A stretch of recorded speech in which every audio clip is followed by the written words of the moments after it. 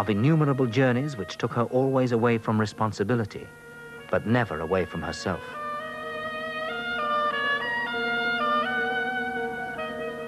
In the years to come, the young Rudolf was to suffer more than anyone from the absence of his mother.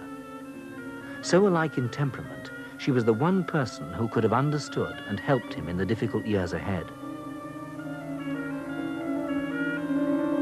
Meanwhile, Franz Joseph was being threatened from yet another direction.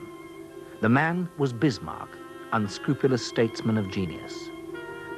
The country was Prussia, the largest and most powerful of a tangle of independent German states, whose princes traditionally owed allegiance to the emperor in Vienna.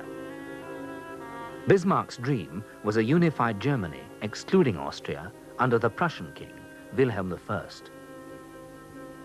For 4 years, he worked with ruthless skill and determination to maneuver Austria into war.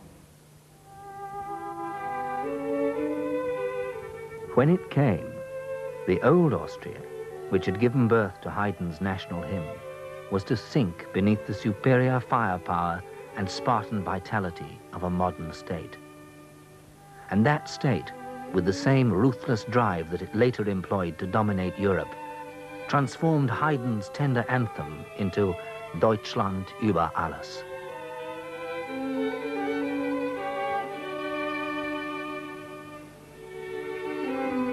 Sadowa was to be one of the decisive battles of history, substituting Berlin for Vienna as the capital of the German-speaking world.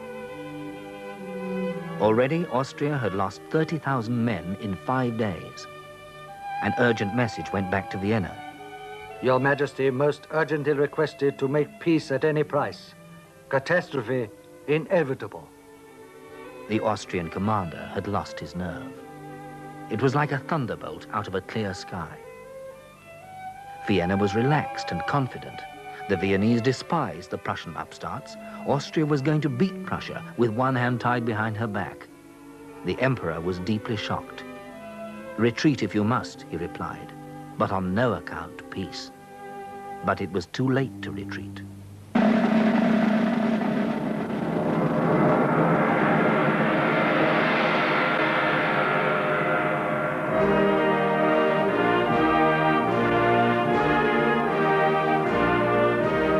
The battle impact of the two great armies was appalling. In the last dreadful half hour alone, Austria lost 300 officers and 10,000 men.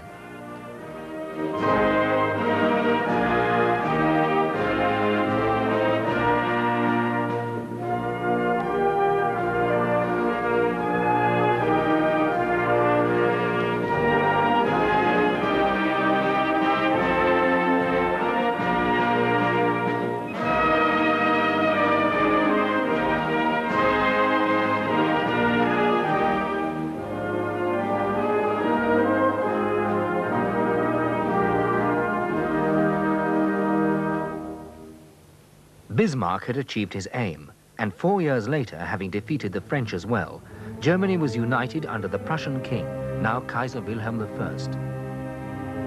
Bismarck the warrior then gave place to Bismarck the statesman. He needed Austria as a future ally, and had therefore left her intact. Elizabeth behaved in this time of crisis like an empress. Franz Joseph had sent her to the safety of Budapest, and there, tirelessly visiting hospitals, she built up a new legend for herself. She was enchanted by the Hungarians, responding to their dash and brilliance. But Franz Joseph himself was wrestling with a formidable Hungarian, Ferenc Deák, a born statesman of great vision and wisdom, who slowly convinced a reluctant but humbled emperor of the necessity for Hungary's equality with Austria. Elizabeth, for the first time, was taking an active interest in politics. She'd learned Hungarian and had fallen very much under the spell of Julius Andrassy, whom Deák proposed as the first prime minister of a new Hungary. And so the celebrated compromise came about, turning the empire into a dual monarchy, with Franz Joseph as Emperor of Austria and King of Hungary.